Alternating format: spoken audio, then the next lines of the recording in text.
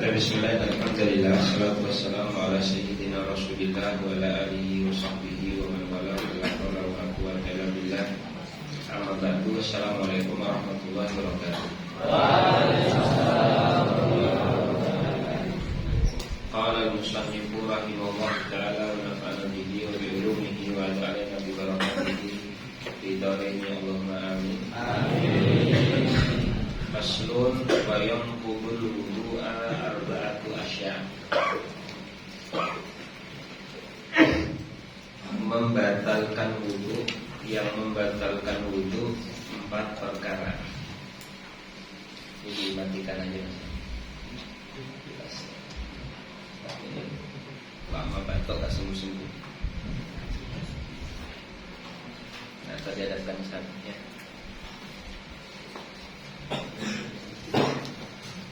Hal-hal yang membatalkan wudu ada 4 perkara.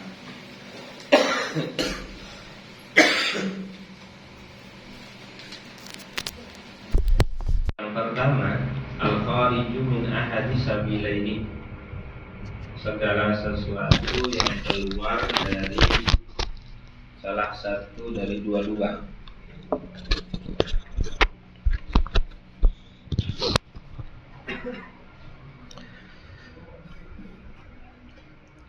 Pembatal wudhu yang pertama adalah segala sesuatu yang keluar dari salah satu 2 lubang, 2 jalur, yaitu al-kubuli wa duburi, kubul ataupun dubur.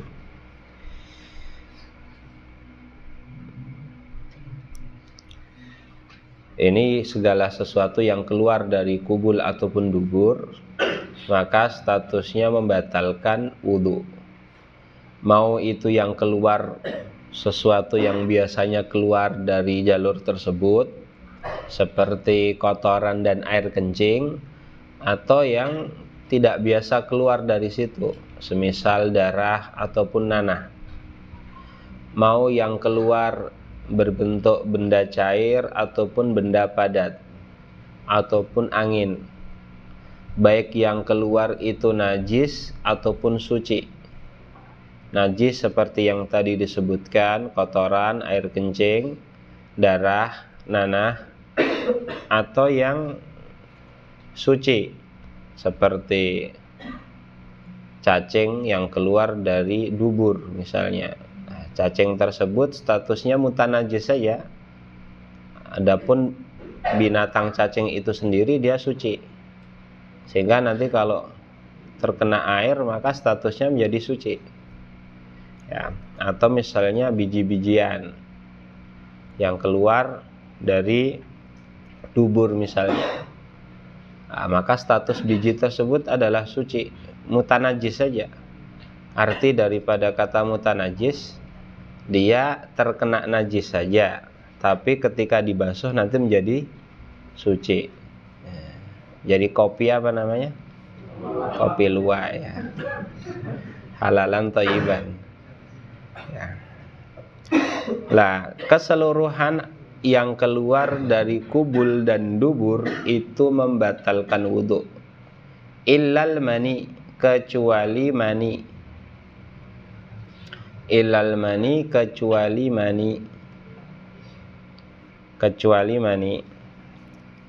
Mani ketika keluar dari kubul, maka statusnya tidak membatalkan wudhu, karena dia sudah mengambil konsekuensi yang paling berat, yaitu mandi besar.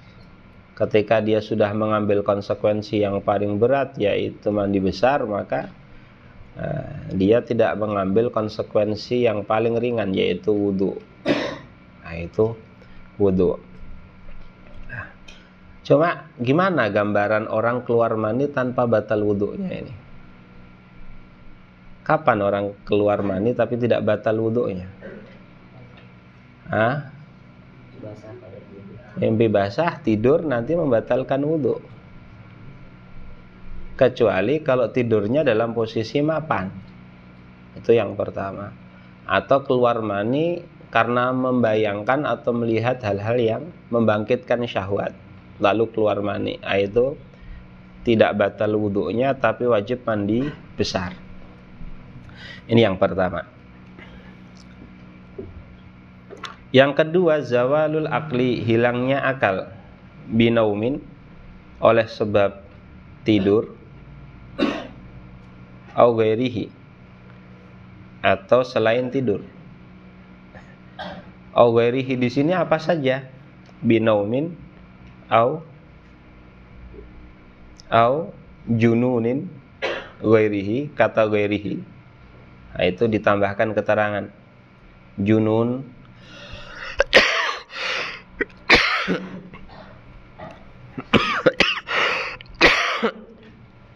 junun, apalagi igma pingsan, junun, igma pingsan artinya tidur, atau junun gila, atau igma pingsan, atau as-sukru. Apa artinya sukru? Mabuk,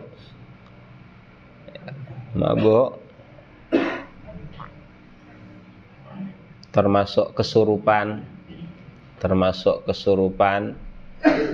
atau epilepsi, itu membatalkan wudu.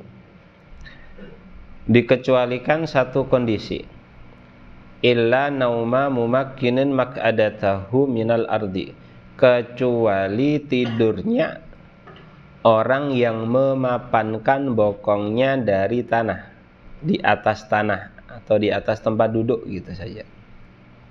Kecuali tidurnya orang yang memapankan pantatnya di atas tempat duduk. Jadi kata minal ardi, kata ardi di sini tidak mesti. Yang penting tempat duduk. Mau di atas lantai, di atas kursi, di atas kendaraan, yang penting mapan. La at-tamkin, kata mumakkin ini kan berasal dari kata tamkin. Apa artinya kata tamkin itu sendiri?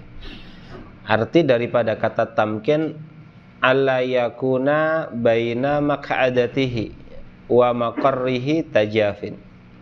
Jangan ada celah antara pantat dan tempat duduk. Itu namanya tamkin.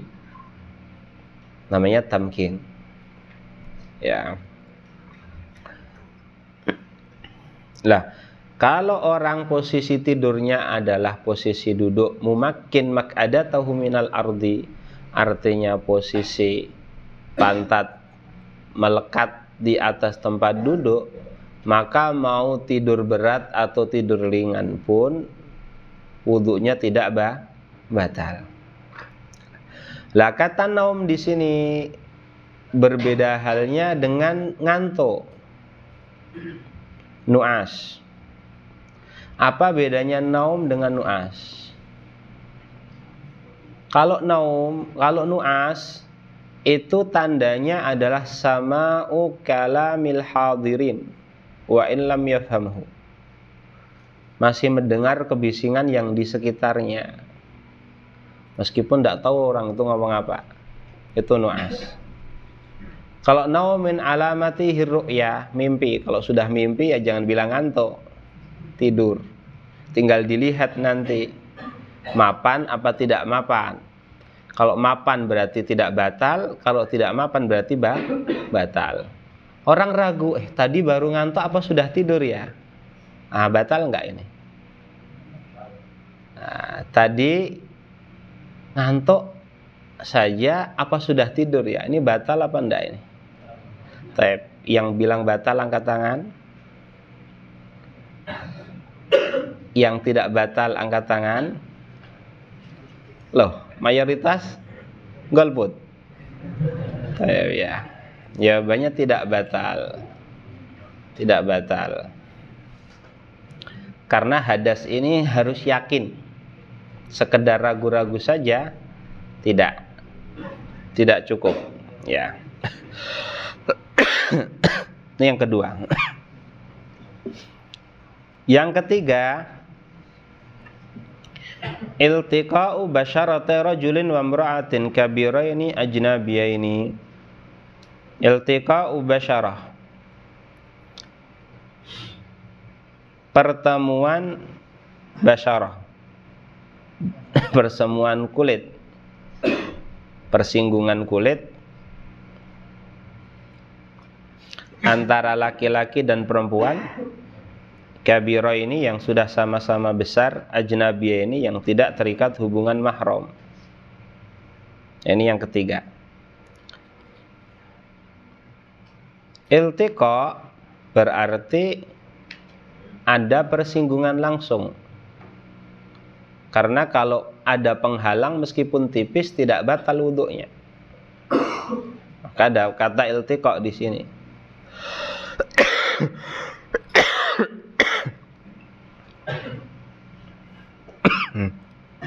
Kata basyarah artinya dhahirul jasad. Dhahiru jasadil insan itu basyarah.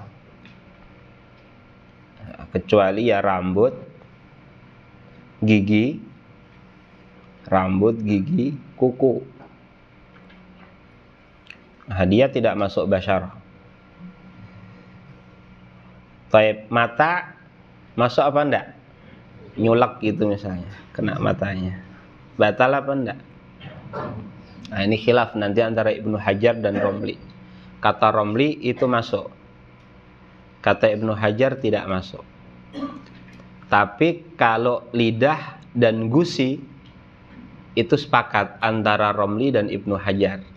Termasuk basyarah yang ketika disentuh oleh lawan jenis yang tidak mahram akan membatalkan apa? Wudu. Nah, ini. Itu basyarah ya. Rajulin wa mra'atain. Ini syarat yang selanjutnya, pertemuan kulit antara laki-laki dan perempuan. Berarti syarat ini namanya ikhtilaful jinsi, perbedaan gender. Laki-laki dan perempuan. Beda halnya kalau laki-laki menyentuh laki-laki atau perempuan menyentuh perempuan meskipun bersyahwat tapi tidak membatalkan wudu.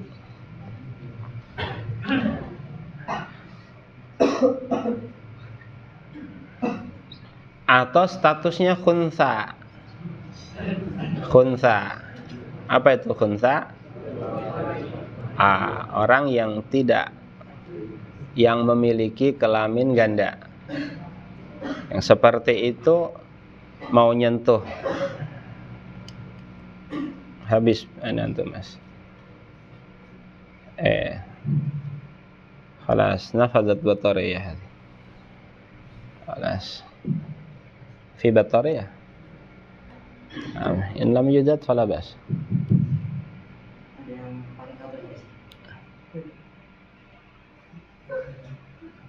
طيب pas kunsa langsung mati ya. Itu mesti nggak jelas. Baik. Jadi kalau khunsa, sekali lagi tadi ya, hadas kalau ndak yakin membatalkan apa ndak? Ndak. Berarti khunsa, nyentuh ataupun disentuh tidak membatalkan wudu. Lisyakki fi husulil hadas, karena masih diragu-ragukan.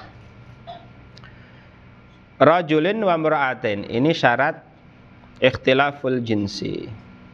Sekaligus syarat at-ta'addud, harus antara dua orang. Kalau seseorang menyentuh kulitnya sendiri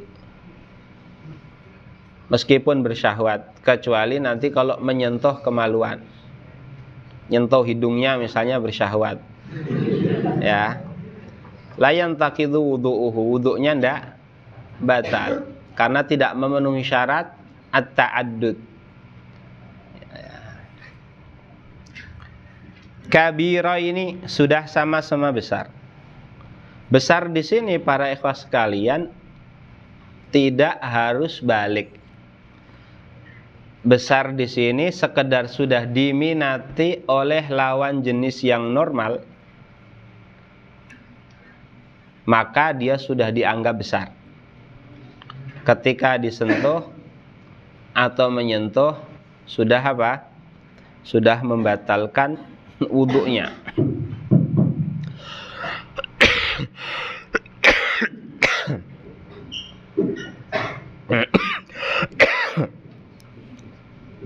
Ajnabiyah ini,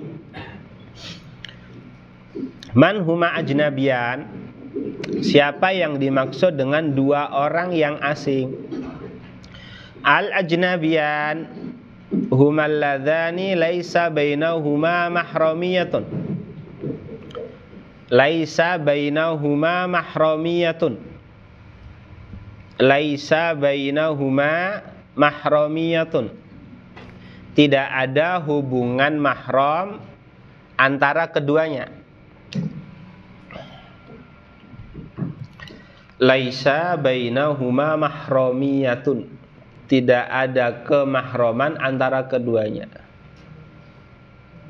Mahramiyatun nasab, mahramiyatur radha, atau mahramiyatul musaharah. Jadi kemahraman ada 3 mas ya. Yang pertama apa tadi? Nasab. Yang kedua radha. Yang ketiga musaharatun, yaitu nasab, persusuan, atau perbesanan. Musaharah, perbesanan. Ya, kalau nasab sama radha jelas, yahrumu minar radha ima yahrumu minan nasab.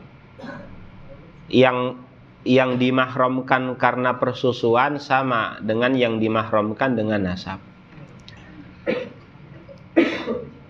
Atau musaharah. Nah, musaharah ini contohnya ibu mertua, menantu, atau ibu tiri. Itu keseluruhannya mahram bil musaharah. Nah, adapun kalau ada hubungan kemahraman, maka menyentuh satu sama lain tidak membatalkan wudu. Ar-rabi' yang keempat, masuku bulil adami aw halaqati duburihi bi batnir rahati aw butunil asabi'i, menyentuh kubulul adami, kemaluan manusia. Kubul, baik itu zakar ataupun farji, seorang perempuan, itu kubul. Lah, adapun kalau laki-laki maka sebatas zakarnya saja. Adapun unsayan maka tidak termasuk yang ketika disentuh membatalkan wudu, hanya zakarnya saja. Ya, menyentuh kemaluan manusia atau lubang duburnya bibat nirrahati, dengan telapak tangan, au butunil asabi'i, atau telapak-telapak jari. Nah, ini kalau yang ketiga tadi namanya al-lamsu, kalau yang keempat ini namanya al-massu. Ya. Lah ini, jadi antum lihat di sini. Kalau telapak tangan satu kamu gabungkan dengan telapak tangan yang lainnya, lalu agak kamu tekan, maka area yang tidak kelihatan itu ketika menyentuh kemaluan membatalkan wudu. Berarti ujung jari tidak, ya, atau punggung jari atau punggung daripada tangan tidak, samping-samping ini juga tidak. Nah, itu dia. Lah, ini dalilnya man massa dzakarahu falyatawadda. Loh, kan massa tidak mesti harus pakai telapak tangan atau telapak jari. Tapi ada riwayat hadis yang lainnya idza afdha. Lah, ifdha secara bahasa Arab artinya menyentuh tapi dengan telapak tangan atau telapak jari. Nah, ini. Lah, ini dia 4 hal yang ketika terjadi akan membatalkan wudu. Bab ini sering dinamakan dengan bab nawaqidul wudu atau asbabul hadath, atau asbabul hadathi. Ya. Nah, sampai di sini Mas ada yang ditanyakan? Baik. Dalam sebuah riwayat mazhab itu ada yang mengatakan kalau menyentuh hatta istri itu membatalkan wudu. Ya. Apakah itu benar? Kemudian Ini tentang antum tadi pendapat Ar-Ramli sama Ibnu Hajar. Apakah Ibnu Hajar al-Asqalani atau Ibnu Hajar al-Haytami? Oh ya. Yang pertama, apakah nyentuh istri membatalkan wudhu? Batal enggak, Mas? Batal. Jadi istri itu bukan mahram. Jadi yang boleh diperistri itu kalau tidak mahram. Orang menikahi mahramnya zina. Paham ya? Menikahi mahramnya itu zina. Sehingga ya istri bukan mahram. Kalau bukan mahram, ya khalas, berarti tidak ada cium tangan sebelum sholat. Setelah sholat saja. Ya. Dulu ada cerita suami istri beda madhab.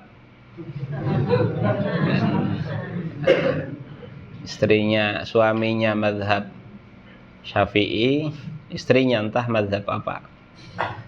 Istrinya berpendapat bahwa bahwa menyentuh istri tidak membatalkan wudhu.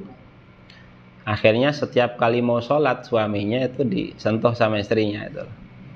Tidak tahu endingnya pindah madhab atau gimana, nanti tidak tahu. Ya, hati-hati antum kalau nikah sama perempuan yang beda madhab ya, bisa dikerjain nanti. Ya. Yang kedua, kalau dalam bab fikih, kamu mendengar kata Ibnu Hajar, maka dia adalah Ibnu Hajar al-Haytami. Jadi ingat, ada Ibnu Hajar al-Asqalani, penulis Fathul Bari. Ada Ibnu Hajar al-Haytami, al-Faqih, al-Syafi'i al-Ma'ruf.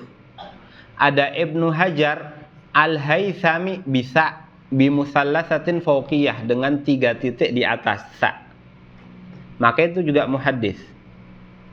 Jadi kalau dalam fikih dengar kata Ibnu Hajar, maka langsung terbayang dalam benak kita Ibnu Hajar al-Haytami.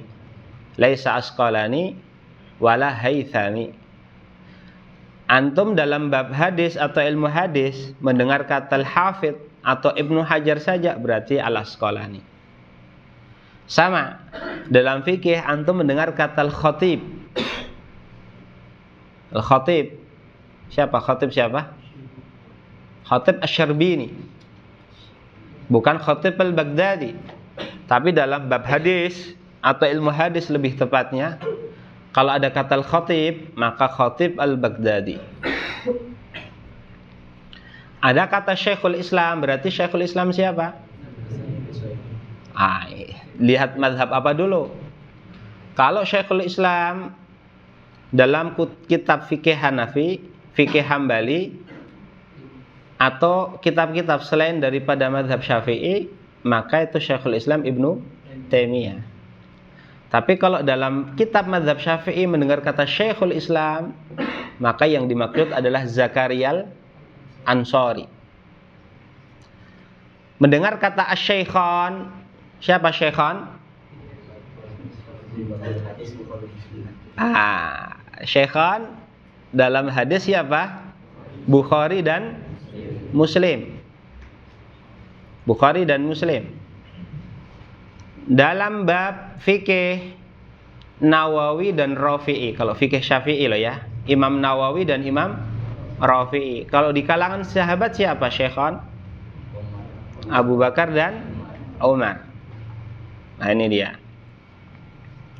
Soal akhir mewujud. Nah. Kasusnya taklim enggak? Iya. Cuman bedanya yang perempuannya paham kalau bersentuhan lawan jenis membatalkan. Nah, kan yang asli saya uduk, dia megang saja. Uduk lagi, pegang lagi, dia saja. Iya. Sampai 3 kali akhirnya. Antum pindah mazhab. Hah? Antum langsung sholat. Soalnya kan udah 3 kali nih, bakal dipegang terus loh. Oh iya. Gimana nih solusi untuk saudara kita ini? Solusinya berarti pindah apa? Pindah taklim.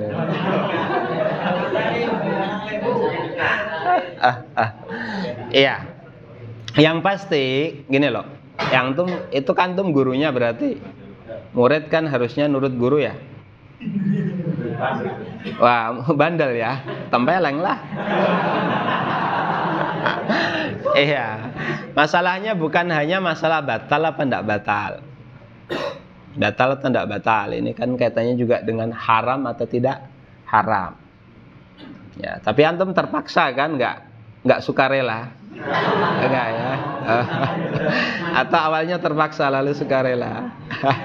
Ya ala kulli hal, kalau antum menganggap bahwa disentuh oleh lawan jenis hukum yang membatalkan wudhu, maka berapa kali sholat yang antum kerjakan setelah itu antum qadha. Qadha ya. Hah? Sekali aja kan? Iya udah diqadha nanti. Ya. Jangan sekarang, dari dulu. Iya, baik. Antum siapa namanya? Dari mana?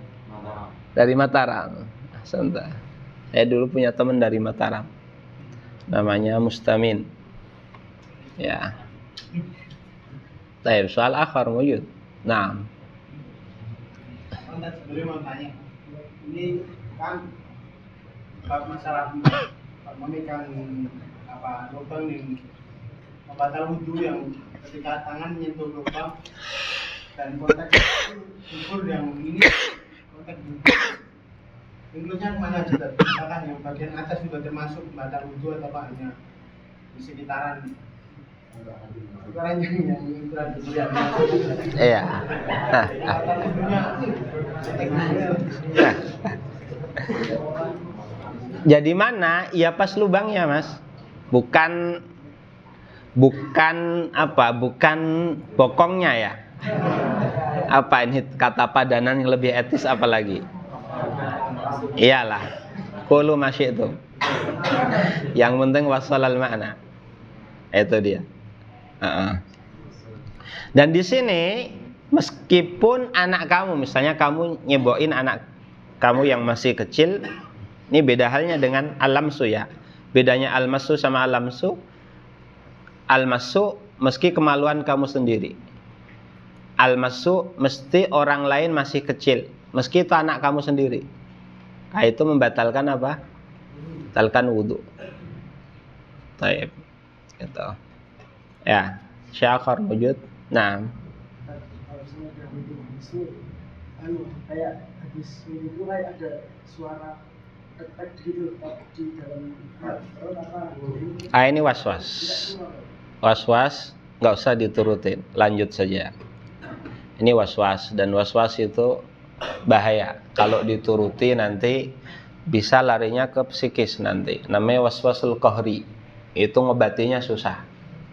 Jadi kalau ada sekedar mungkin perut seakan-akan ada apa, khalas, la tubali bihi, nggak usah digubris.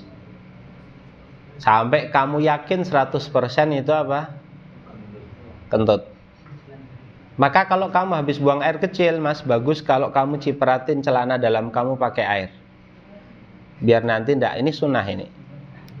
Supaya nanti tidak was-was, wah jangan-jangan masih ada yang netes atau apa. Sekalian saja kamu cipratin biar langsung paling itu tadi air cipratan.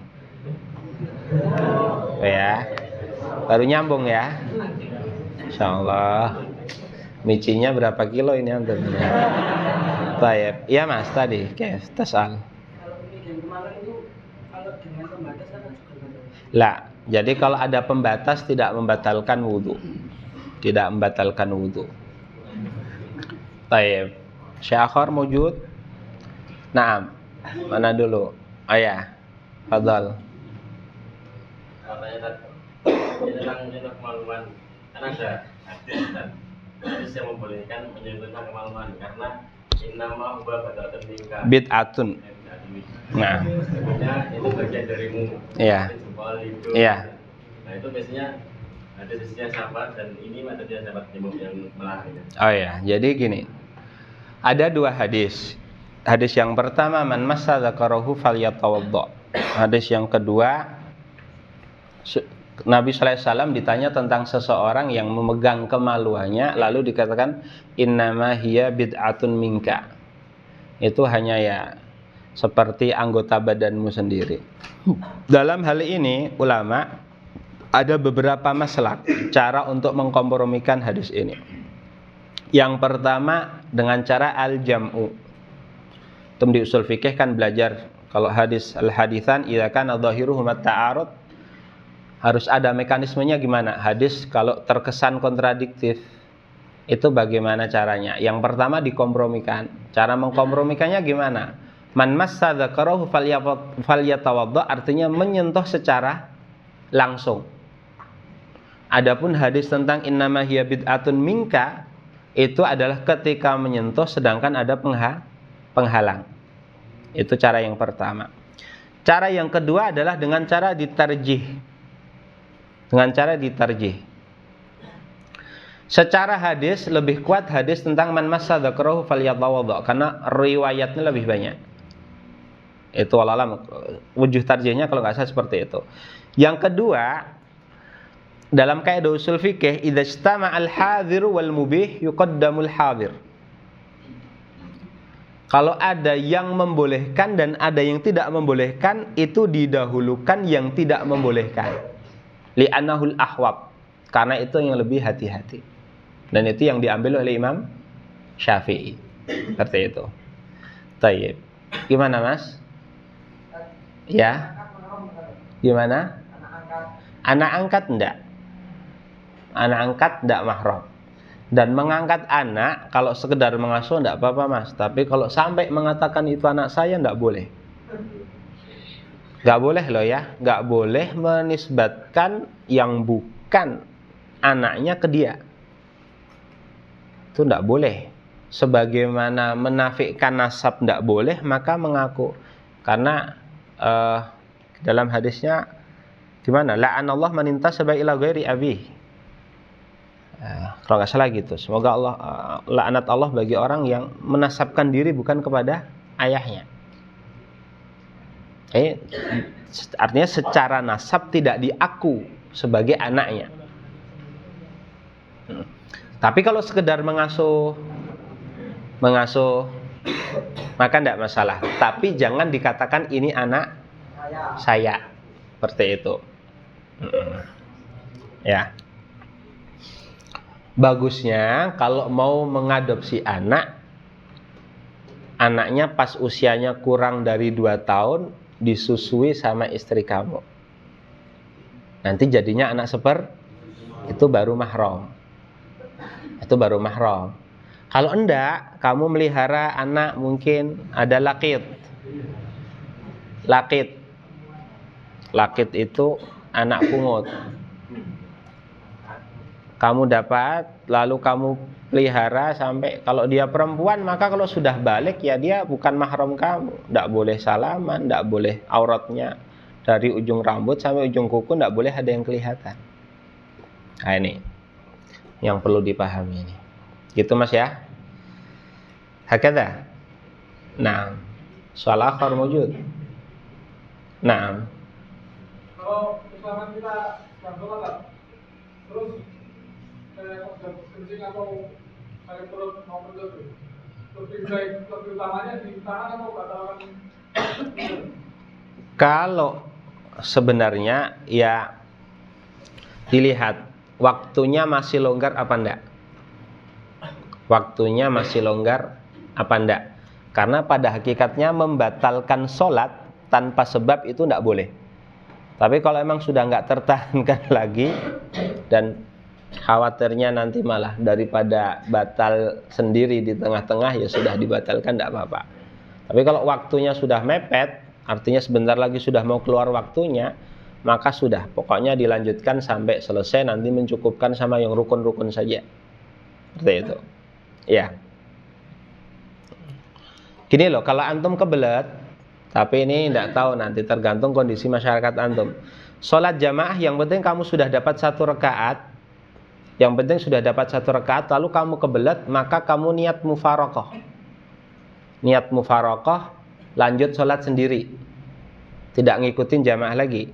Sholat sendiri, antum cepat saja, yang penting tumak ninahnya dan rukun-rukunnya, baru nanti antum salam langsung lari ke kamar mandi. Ya, Tapi ya nanti gimana kalau antum di cross check sama imamnya di situ, ente ngapain kok sholatnya aneh gitu, itu nanti urusan antum. Nah ini, jadi, iya. Taib.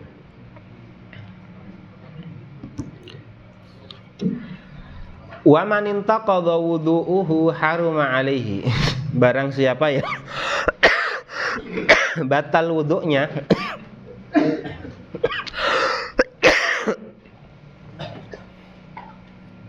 haruma alaihi, diharamkan atasnya as-sholatu, sholat. Sholat bikulli anwa'iha, bikulli anwa'iha. Sholat apapun, fardu ain, fardu kifayah, sunnah, mu'akkadah, ghairu mu'akkadah, tidak boleh. Wa minha sujudut tilawati wa sujudus syukri. Termasuk di dalamnya juga sujud tilawah, sujud syukur, wa khutbata al-jumu'ah, dan 2 khutbah Jumat. Ini masuk bagian yang pertama, haram dilakukan oleh orang yang berhadas. Sholat sunnah, sholat wajib, sujud tilawah, sujud syukur, 2 khutbah Jumat, keseluruhannya haram dilakukan oleh orang yang berhadas. Hadzal awal. Ya. Wasani yang kedua, wat tawaf, tawaf. Dalam sebuah hadis disebutkan at-tawafu bil baiti mislus salat illa annakum tatakallamuna fihi faman takallama fala yatakallamanna illa bi khair. Tawaf di Ka'bah itu seperti sholat, hanya saja kamu diperbolehkan untuk berbicara. Barang siapa yang berbicara ketika tawaf, hendaknya tidak berbicara kecuali dengan yang baik-baik saja. Fala yatakallamanna illa bi khairin. Artinya sholat sebagaimana tidak sah dan haram dilakukan oleh orang yang berhadas, maka tawaf pun seperti itu. Tawaf bikulli anwa'ihi, tawaf dengan berbagai macam variannya. Mau tawaful ifadah, mau itu tawaful qudum, mau itu tawaful wada', maka ketiga-tiganya haram dilakukan bagi orang yang berhadas. Yang selanjutnya massul mushafi, menyentuh mushaf. Menyentuh mushaf ini hukumnya haram. Lah mushaf itu sendiri apa? Mushaf itu artinya ma kutiba. Antum tulis saja Mas ya. Ma kutiba alaihi. Ma kutiba alaihi.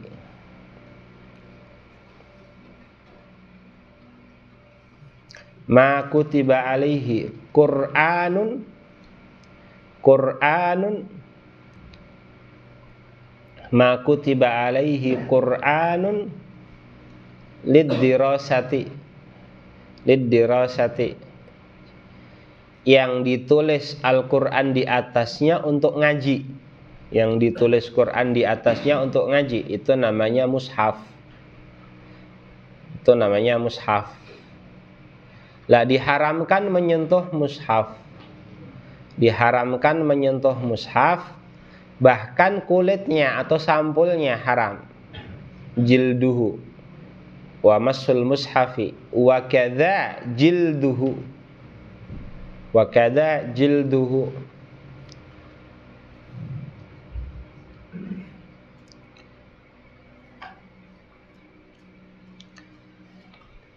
Termasuk kotak yang dalamnya ada Quran, tidak boleh disentuh. Termasuk kharitah, tas yang di dalamnya ada Al-Qur'annya. Tas itu maksudnya dompet Al-Qur'an itu. Nah, itu tidak boleh disentuh. Wa hamluhu, dan membawa mushaf tidak boleh, karena menyentuh saja tidak boleh, apalagi membawa. Li'anna al-hamla afhashu minal masih. Berarti pakainya qiyas aula. Wal lauhil maktubi lid-dirasah juga lauh itu papan. Jadi kalau dulu atau sekarang beberapa tempat termasuk tempat Ustadz belajar dulu di Mauritania, orang hafal Quran itu masih pakai papan itu. Jadi antum tahu baterai ya, dalamnya kan ada karbonnya itu, hitam-hitamnya itu, dan itu ditumbuk. Kalau nggak salah kasih beras, tumbuk sama beras, lalu dikasih air, jadi tinta. Pakai kayu digunakan untuk nulis di papan. Jadi kalau mau ngapal Quran, itu pertama nulis dulu. Jadi akhirnya orang nggak perlu belajar imla atau khat, karena sudah terbiasa menulis Al-Quran. Dia nulis Al-Quran, taruhlah ambil 1 hizb atau rubu atau apa ya, lalu setelah ditulis disetorkan ke gurunya untuk dikoreksi. Setelah dikoreksi baru dia ngapal pagi, siang, sore, ngapal pakai itu. Baru nanti disetorkan hafalannya kepada gurunya. Lah itu papan itu namanya lauh. Itu juga dihukumi sebagai mushaf, tidak boleh disentuh oleh orang yang berhadas. Wa tahillu hamluhu fi amti'atin aw darahima. Halal atau boleh dibawa bersama barang lain. Misalnya di tas kamu ada mushaf, ada buku biasa. Lah kamu bawa tas itu niatnya bawa buku, bukan niatnya bawa mushaf. Itu boleh. Itu tidak masalah. Au darahima, darahim, dirham yang ditulis ayat Al-Quran atau dinar yang ditulis ayat-ayat Al-Quran, maka boleh dibawa, karena itu tidak dihukumi sebagai mushaf. Itu bukan untuk ngaji, untuk bayar guru ngaji, bukan untuk ngaji itu. Fayahil wala yahrum. Wa yahilu hamluhu li sabiyil mumayyizi wa massuhu lid-dirasati. Dan halal dibawa oleh anak yang sudah mumayyiz dan disentuh olehnya ketika ngaji. Nah, ini diperbolehkan. Hadza huwa ma yahrumu bisababi al-hadatsil asghar. Tadi sudah kita sebutkan. Ya, silahkan kalau ada yang ditanyakan, ini masih ada takriban 10 daqaiq. Ya, Mas. Kitab tafsir gimana? Tafsir dilihat Qur'annya lebih banyak atau tafsirannya. Kalau Qur'annya lebih banyak, maksudnya cuma tafsir kalimat itu, yang seperti itu dia dihukumi sebagai Al-Quran. Tapi kalau tafsir At-Tabari, tafsir Al-Qurtubi, Ibnu Katsir, itu nggak apa-apa dibawa. Ada tafsir Jalalain. Nah, tafsir Jalalain kata ulama itu perbedaan antara tafsir sama Al-Qur'annya itu tinggal beberapa ayat saja, beberapa kalimat saja. Lah maka itu lebih utamanya tidak disentuh. Apalagi kalau sekarang kalau kita lihat Jalalain itu kan tengahnya ada Al-Qur'an, sampingnya sendiri juga ada Al-Qur'an itu. Kata ulama kalau seperti Jalalain itu mending tidaklah, khawatirnya nanti penulisnya lupa 1-2 kalimat. Nanti kan sudah sama itu antara huruf kalimat tafsirnya dan kalimat apanya itu Qur'annya, maka nanti hukumnya haram atau tidak boleh disentuh seperti itu. Ya, ada lagi Mas? Nah, Aplikasi ya aplikasi di HP inilah, aplikasi di HP. Dulu saya pernah ngikutin debatnya para masyayikh tentang aplikasi Al-Qur'an atau mushaf dalam HP itu apakah bisa disamakan dengan mushaf? Itu ada yang mengatakan tidak, karena secara uruf tidak bisa dinamakan mushaf. Ada yang mengatakan iya. Ada yang mengatakan dirinci. Dirinci apa? Pas aplikasinya dalam kondisi terbuka, maka dia dihukumi seperti mushaf. Kalau tidak berarti ya tidak. Nah, seperti itu. Maka mungkin kalau mau hati-hati mengambil yang ketiga itu bagus. Dilihat pas aplikasinya sedang dalam kondisi terbuka apa tidak. Nah itu. Nah, wujud syakhar. Nah, Kalau misalnya tidur terus kepalanya diletakkan di meja apa betul? enggak, yang pokoknya patokannya ada pada pantat sama tempat duduk. Masih mapan, enggak batal. Ngorok pun enggak batal. Ya. Kalau sudah bergeser, jomplang misalnya, ya, maka kelas. Taqadduh. Nah. Ya termasuk terjemahan sama mas dengan tafsir tadi itu. Kalau terjemahan ana yakin itu